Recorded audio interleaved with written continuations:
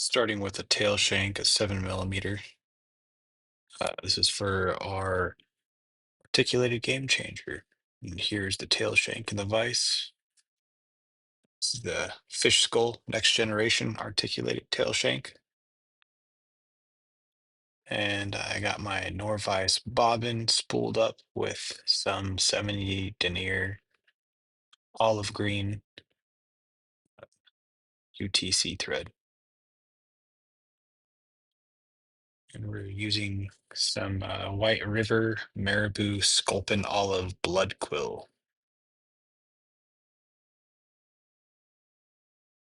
Get that nice and secured. Get our tail section going. And then we'll be using some finesse body chenille.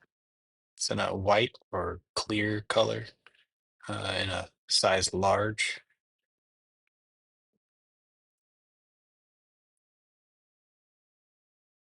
We're going to get that started in just in front of our marabou. Tie in the tag end of our chenille, the core. And it always helps to take that core and instead of cutting the tag end off, just folding it back and rewrapping over it, it really secures everything in place. So what you want to do with this stuff is kind of preen these finer uh, fibers back as you're wrapping the core of the chenille around the shank of the hook, all the way up to the eye of the hook. And then you secure the chenille, get everything tied off, your excess chenille.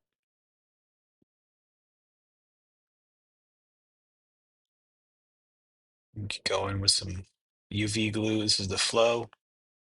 Like this stuff, it gets in there, penetrates the materials really well.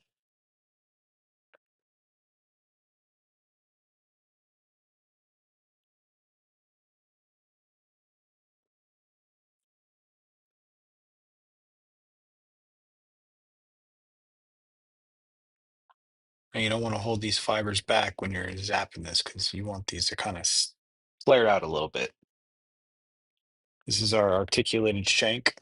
It's in 10 millimeter. What you can do with this thing, if you're having trouble getting it on the prior hook that we just tied, you can spread these out with pliers if you need to, just a little bit to get it to fit. Because what you'll be doing is just securing it with a thread, tightening it down anyways.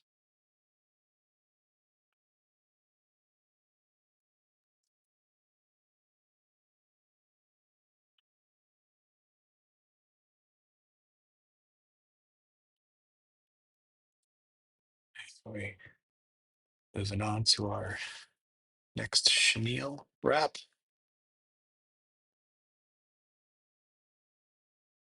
Just gonna move this one along a little quicker.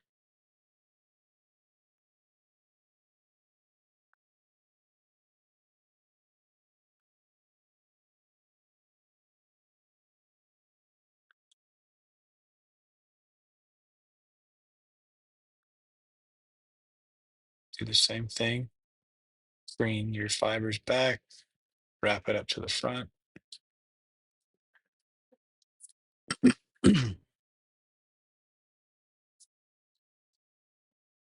It's a little trick you can do is kind of separate those extra fibers that are in the way, so that way you're just wrapping over the core of your chenille and not a bunch of extra fibers.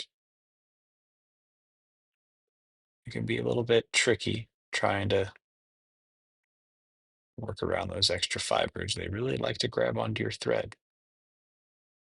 But if you just take your time, the end result is a lot more clean looking. And your tie off doesn't look so bulky.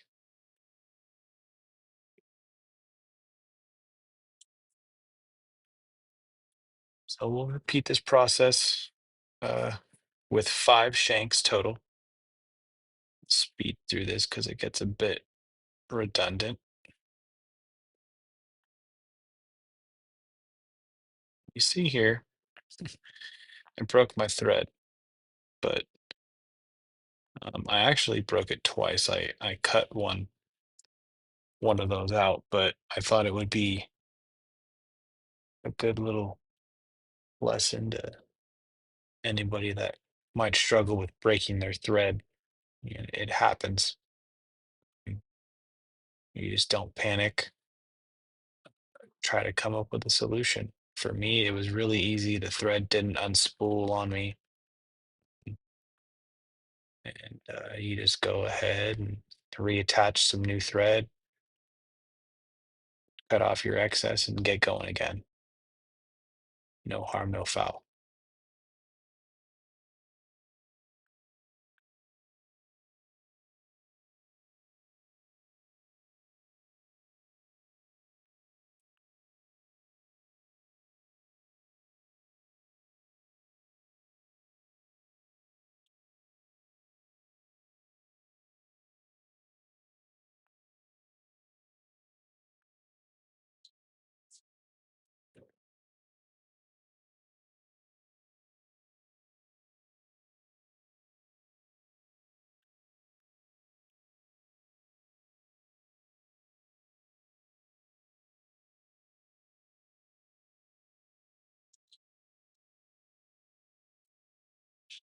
So I'll slow things down a bit as we progress towards the hook.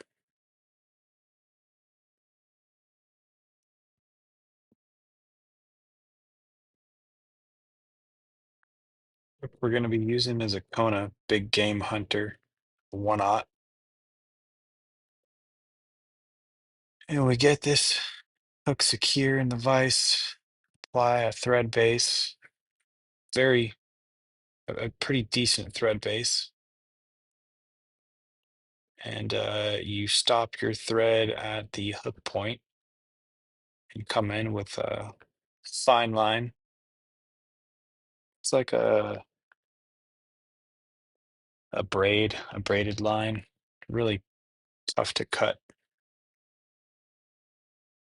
Um, but if you do not secure it properly, it can slip out. So what you want to do is secure this thing just after the bend of the hook, and you want this tag end of your braid sticking out a little bit past the hook, or at least that's what I like to do. Because what you're going to be doing with that tag end, you're going to have 2 tag ends. You're going to fold them both back. So that way it really helps lock things in place. But first, I'm just going to get both ends secured to the shank.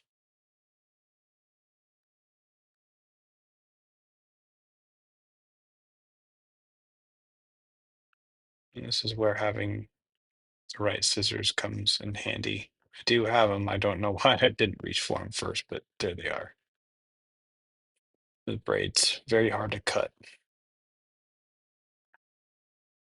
So you get that secured up a little bit, and then I like to come in with a little bit of glue,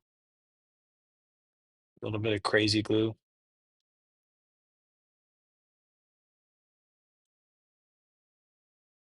This is where you fold those ends back and it really locks that braid in place, and you don't have to worry about that thing ever coming apart. You give it quite a few wraps. You see that thing's pretty locked in here.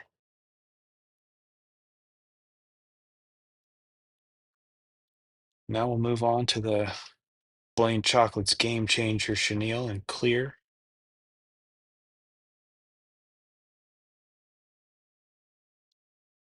Wrap that tag end back just like we did with the braid.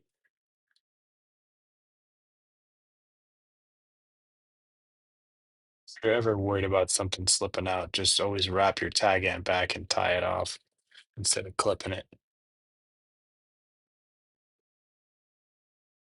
So now we just wrap this thing up the shank of the hook like we've been doing with our articulated shanks.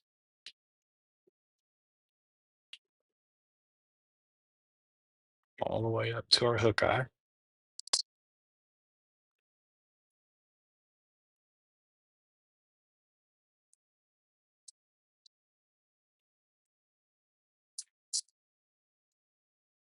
And well, that's our game changer tied up. Really, all we have left is just trimming it and then giving it some color. So you see here, I get my little garbage can for all the fuzz that I'm going to be trimming off. You just want to get a good taper. The head for me on this one's gonna, I wanted it to maintain kind of the same size and just get more of a taper, smaller tail. So I'm not going to be trimming it too much, but this part is kind of tedious, so I chose to just fast forward through it and help you get kind of a base idea of how it goes. What you want to do as you're trimming this thing, kind of keep brushing your fibers, brush them back. Not so, or brush them forward. I'm sorry. Not so much back. Brush them the opposite direction they're trying to go, just to kind of fluff them out, and it really helps you get an idea where your fibers are standing.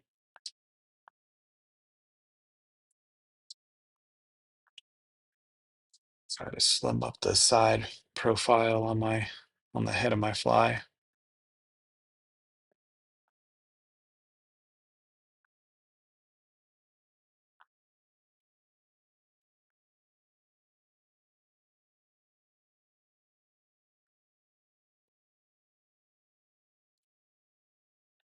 It's getting there.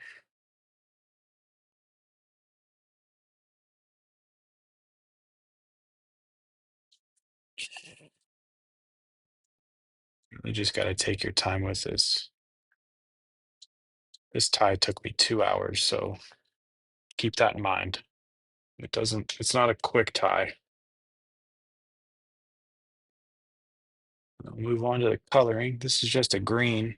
Unfortunately, the Sharpies don't have names for their colors on them, so it's just one of their kind of medium dark colors they had. This is like a really light pink.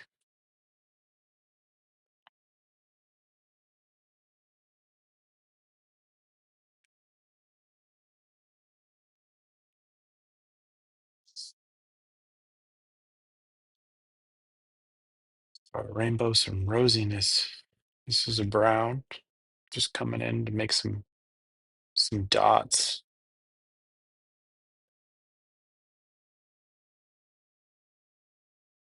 These dots, if you look at a fish from the top every time, the dots are always different. It's like fingerprints on a human.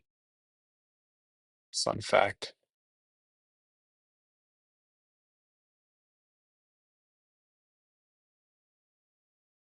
There we go with some living eyes. I believe this color was called Arctic Ice.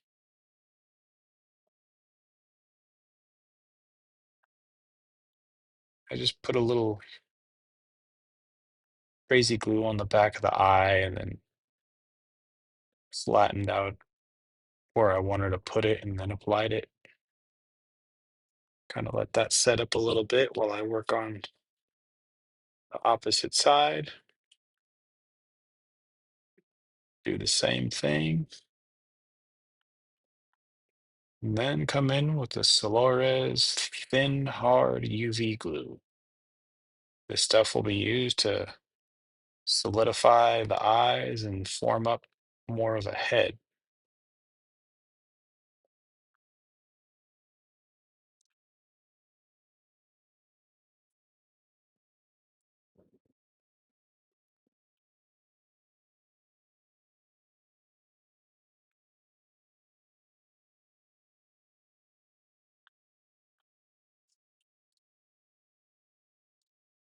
If you have any straggler fibers, you can go ahead and clip those out.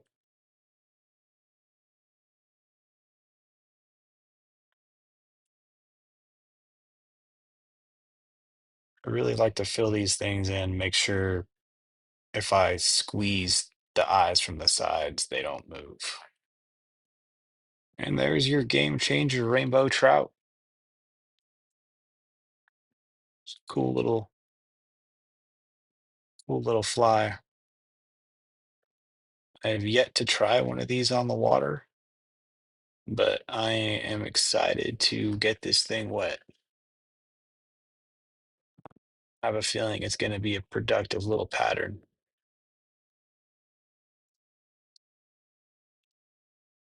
Well, I hope you guys all enjoyed this episode of Cam's Flies. I hope to have you guys back again and see you on the next one. Taglines, everyone.